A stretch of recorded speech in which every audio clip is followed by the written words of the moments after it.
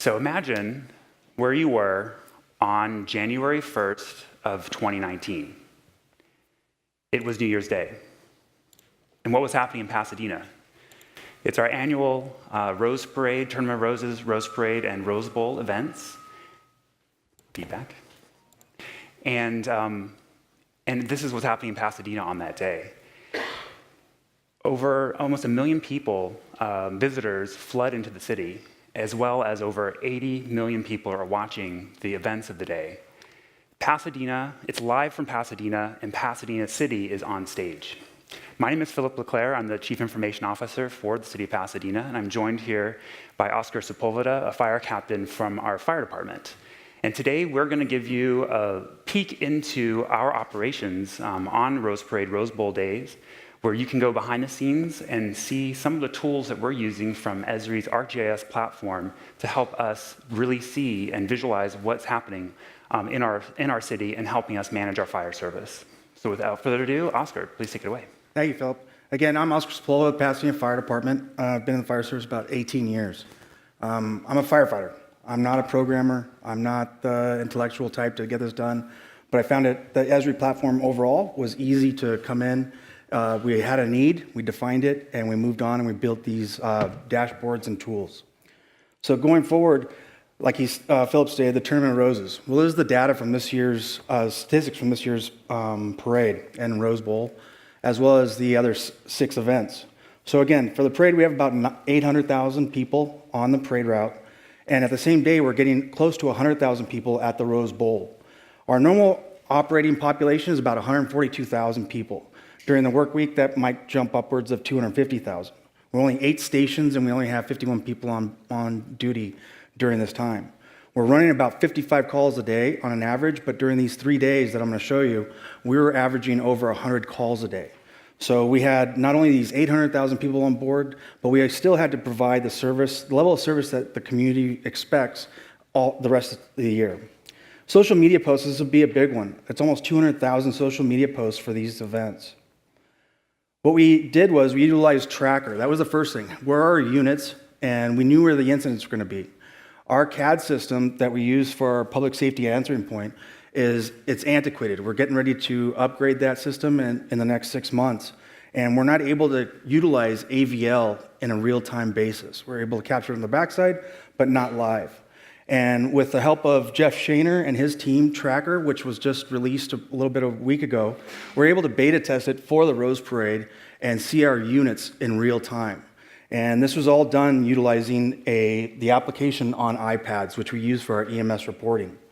We're able to see not only their locations, but we can also see what the iPad statistics are, and it captures that lat and long as well as a Z value, so vertical accuracy. Where we're looking to the future with that is, with this new 3D program, software that they're developing for internal buildings, how can we utilize that to capture individuals? In case of a fire, we can see where everyone is exactly at, and if a firefighter goes down, we can utilize this technology to find them faster than what we were doing before, which was just listening for alarms going off.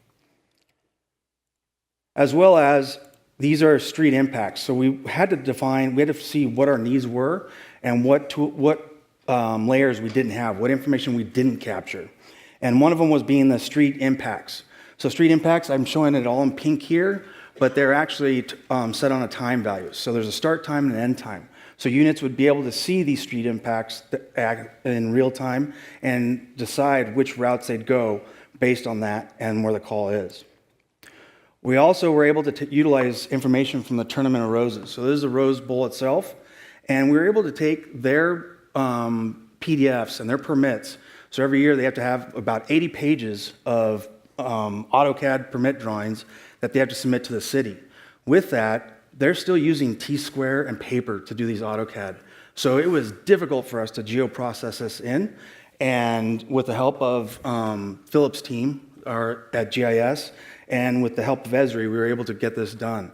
But you can see what it provides is, you're able to zoom in, and once it renders up, you'll be able to see that these overlaid perfectly on our imagery. What this does for our command staff is, before the events are even happening, we can drill down to the individual seat and run some scenarios based on crowds and exit sizes, And if there was an event on this side of the location, how fast could we get these people out? Another was utilizing drone to map. So again, we have 80 pages that we get from the Tournament of Roses, and it's a PDF. And it's like, you try to use that on the day of, and a lot of times it's raining the night before, you're trying to get there as fast as you can, you're like, no, not gonna happen. We've had imagery before, everyone does, but we've never been able to capture as built. So this is the day before the event, and we're able to actually capture TV corners. So this is where, if you're viewing the parade from home, or one of the 200 other nations, one of the other 600 million people in the world, this is what you're gonna see, this is the location. And this we've never had before. We flew it with drone to map, we flew it with the drone for 4 minutes, then we went ahead and did an orthomosaic, and we were able to come up with this rendering. It is crucial for us to have this information. Again, looking at those 80 pages, if something was to happen at this corner, our ICs, our incident commanders, or units in the field, they would not know exactly how many people are associated with that location. This is huge. If something was to happen on this north end right here, on Colorado Boulevard, it's a swag, it's a guess. Maybe we have 6,000 people? No, you actually have 11,600 people. 6,000's over here, not including the media. And as well as we have other resources or other seating locations on the side. So you can see how valuable this information is. As well as we can see where the permit, their AutoCAD drawings are, versus the as-built, and we can compare the two. Did what they want and we permitted match up with what the as-built was? And we're able to see that effectively. Now, let's get into some cool stuff that we like at the fire department. Some dashboards. The chief officers loved it because at the multi-agency coordination center, so we had FBI, Homeland Security, everyone there, this is what we were seeing. So you can see I've taken a snapshot of our data from the 30th through the 2nd, and we had, at this point, we had 9 active calls, last 24 hours, 61. So this is the morning of the 30th. We haven't hit that 100 average yet. And what units are able to do is they can click on an incident, altered level of consciousness, see exactly where it's at, scroll down, and get some analytics as well with it. We are an accredited department, and so we have to have performance measures. The chief wants to have his metrics because the city manager wants to have metrics. They want to know exactly what we're doing, not just what we're saying we're doing. So you can build it out however you want, and then by individual incident type. We also added a unit utilization, and all of these can be expanded so you can see exactly. So right here you can see that I've built in some benchmarks. So 1 hour at the bottom, 2 hours at the top, as well as call types. So we had 15 fire alarms at that point and locations. And you can build these however you want. As well as we were able to utilize pulse points. I don't know if you guys are familiar with pulse point. It's a application that is public facing, that the public can access. And what it does is it grabs AED locations with people that need CPR, and if you're CPR certified, it gives you an alert.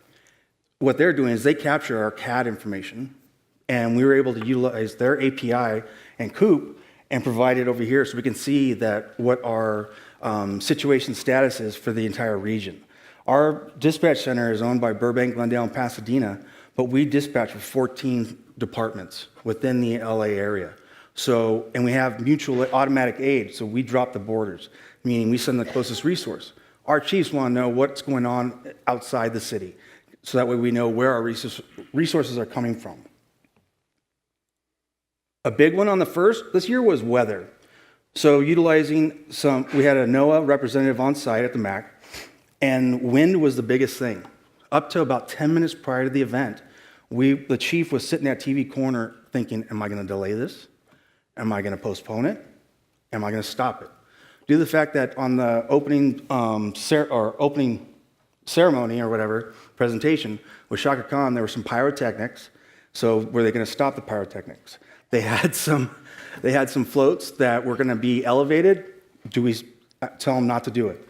So we set up some thresholds, sustained speed greater than 10, gusts greater than 30, and we were able to see that. And it's all based on the map here. Remember I talked about social media, about 200,000 social media posts. So how do we use that? How do we capture it? And this is all, we were able to set up some definition queries on the left side over here. And right now it's showing someone logged in from Atlanta. Go figure, probably at the Super Bowl or something, or at the Masters, right? But we'll show Pasadena right here. And what it does is, if there's anything in Pasadena or in this area, it would provide a number over here. This terrorism event is actually done, it's within the US, where the other ones are just with the map scale.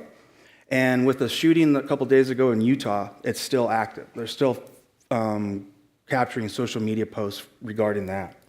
But what happens is you're able to click on the actual icon that pops up, and it'll give you a pop-up that'll show you brief information about date, time, who sent it, where they were located, and then you can actually have a hyperlink to the actual social media post within the platform. So then you can go to that and actually see what was actually done. A lot of times we're able to see information here before we can even get it out. The public's a lot faster than we are at identifying and providing information out to the public regarding fires, power outages, street impacts, that sort of thing. So this is great for us to see what is the public seeing that we're not seeing, because we can't be everywhere. Remember, 900,000 people, normally 142,000 people. What are the street impacts? If we have an incident on the north end of Pasadena and our only available resources out on the south end, they need to see that, in November or July going this route, it's no problem. But going on the first, forget it. So they need to see that actual information. And you'd have incidents pop up, and then it provided the actual route to that location. Our goal was to empower all levels of command, not only our incident commanders and the unified commanders, but also the units in the field. So we built our operations dashboards, our tools, based on what they were going to utilize in the field, whether it's a smartphone, whether it was an iPad, or it was back at their desktop. And so this was one that's built for the iPad. So it renders perfectly on the iPad, and it provides, again, all the information that is needed for them in the field. They don't need to see the analytics. They don't want to know how fast they're going or how long it took them to get there. They need to know exactly where the incident is, where the other resources are, and what's the fastest route to get there. And with that, these are all the tools that we're able to utilize with the development of this. There's a lot more behind it as far as the layering and other data sources. But the thing is, I think we did a perfect job of taking not only internal data sources, but external data sources and incorporating them into useful tools for the end user. And finally, just to wrap up too, is that everything you saw today was built in ArcGIS Online, and these are all the applications that we're using. Even the presentation today is built with story maps. All these tools were actually created by Oscar with some support from our GIS team, as well as a little bit from Esri. But as he said, he's not a programmer, and he was able to point and click and work on these different visualization tools that made the most sense to their department. So it's really delivering a lot of tools and services directly to the people who are actually going to be using them. And one other last question I want to ask Oscar is, if you're going to give one piece of advice to everyone in the room today, like how should they get started, or what should they be looking at if they wanted to take some of these things and actually operationalize and have visibility to their data, what would you say? Well, since everyone here, CIO, and they're not firefighters, the programming thing's easy for you folks. But putting it to your customers, your stakeholders, wherever you're at, letting them know that I was able to look at this, and there's resources already developed. And that was the huge thing, that I was able to, someone else developed something. I saw a need for it, and I saw a little nuance that I could use with this other thing and put them together without having to start from the ground up. That was what was beneficial to me, was taking these tools from Esri and then taking what people have already developed and then bringing in what our needs were and our solutions for the end result. Well, thank you very much.